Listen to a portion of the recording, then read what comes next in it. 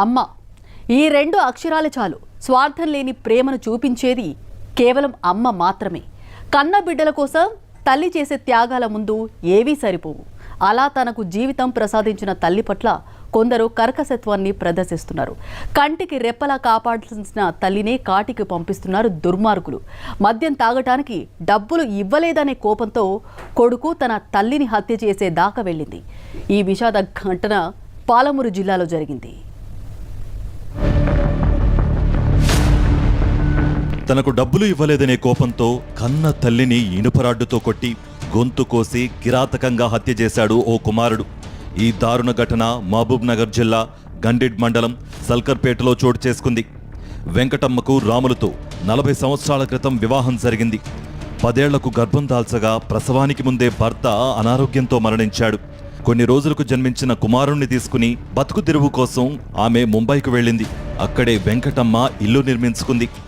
వాళ్ళ కొడుకు వాళ్ళు సంవత్సరం అవుతుంది బాంబేకి వెళ్ళి వచ్చి ఇల్లు కట్టుకున్నారు వచ్చి. కానీ కొంచెం మద్యానికి బానిసై రోజు తల్లి మీద గొడవ పెట్టుకునేవాడు. ఇప్పుడు మొన్న నైట్ గొడవ పెట్టుకొని తల్లిని కొట్టిండు సార్. అసలు తలపైన కొట్టేసిండు అని చెప్పి. కూలి పనులు చేసే కుమారుడు కృష్ణయ్యకు వివాహం కాలేదు. కొన్ని సంవత్సరాల క్రితం తల్లి కుమారుడు స్వగ్రామానికి వచ్చి ఇంటిని నిర్మించుకున్నారు.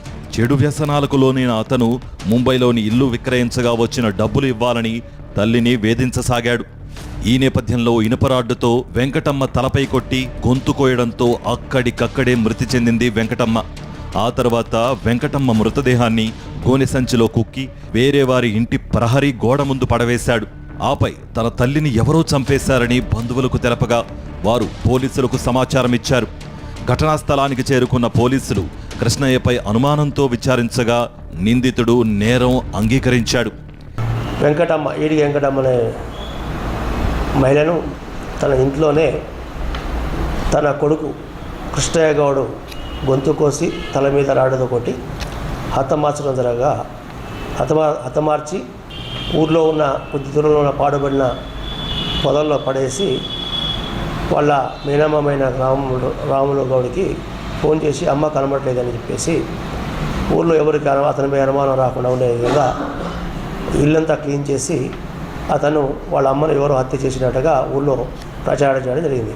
ఇటు దానిపై ఈరోజు అటు నేరస్తుని కస్టడీలో తీసుకొని విచారించగా అతను నేరాన్ని ఒప్పుకొనగా అతన్ని ఈరోజు జ్యుడిషియల్ కస్టడీకి పంపలేదు. నిందితుడిని అరెస్ట్ చేసి పలు సెక్షన్ల కింద కేసు నమోదు చేశారు పోలీసులు. తల్లిని అతి కిరాతకంగా హత్య చేసిన కసాయి కొడుకును కఠినంగా శిక్షించాలని గ్రామస్తులు డిమాండ్ చేస్తున్నారు. అవి రోడ్లు కాదు, మృత్యు ద్వారాలు. రక్తం